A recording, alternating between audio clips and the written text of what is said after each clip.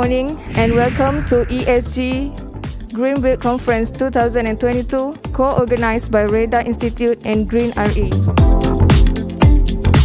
Also, an important aspect to address is the current or older building stocks across Malaysia that face the real possibility of becoming energy obsolete. Industrial Revolution 4.0 has an impact on the country's socio-economical status and is changing the landscape of the national construction industry. Today I'll just talk a bit about going beyond green building certification and ESG reporting and talking a bit about future trends as I see them. Yeah, pretty much everything that we interact in is a building, and those become part of our lives, whether we like it or not.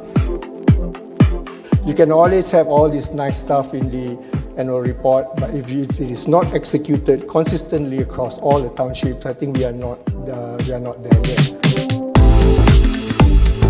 Not only do we run this contest and select the winners, but we actually then offer our entire global portfolio for them to pilot these solutions. What are the main key things that the Malaysian government can adopt?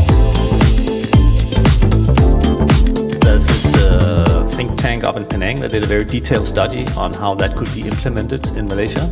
The world, be it government, society or companies, will be spending $130 trillion by 2027 just to repair or improve infrastructure and decarbonizing. I do think one trend that we're seeing is a consolidation of many of these frameworks coming together. Things shift. Okay, now, so how do we look at this in CIMB on slide 5 now? And the way you determine why it's energy efficient is you compare what your system is versus what the industry standard or normal version would be. And it's been amazing to see the growth in this market. We're now at over $1 trillion.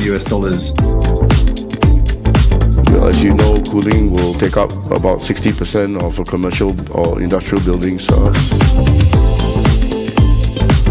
In today's context, we are actually ready to take on grants, and I've met up with your people. I think also the monetary value is not always the only incentive as well. Obviously, that's one part of it. Start thinking about sustainability and sustainable finance right at the start. And I think eventually, like we've seen in other markets, the message will get through that apart from the tax liability, if you create these carbon credits and you are allowed to offset your tax liability,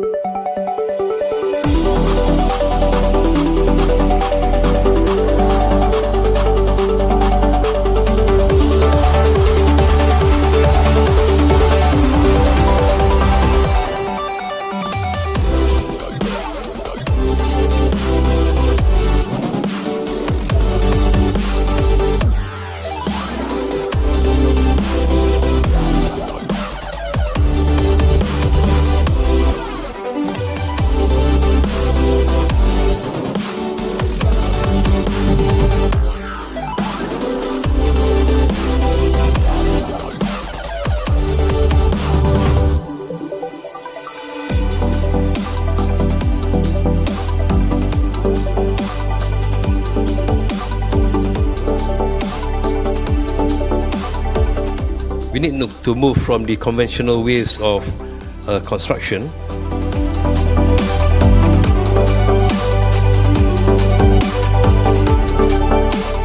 Under Penang Vision, in fact, our umbrella motto and theme is for us to be a greener and smarter state, a family-focused state that inspires the nation.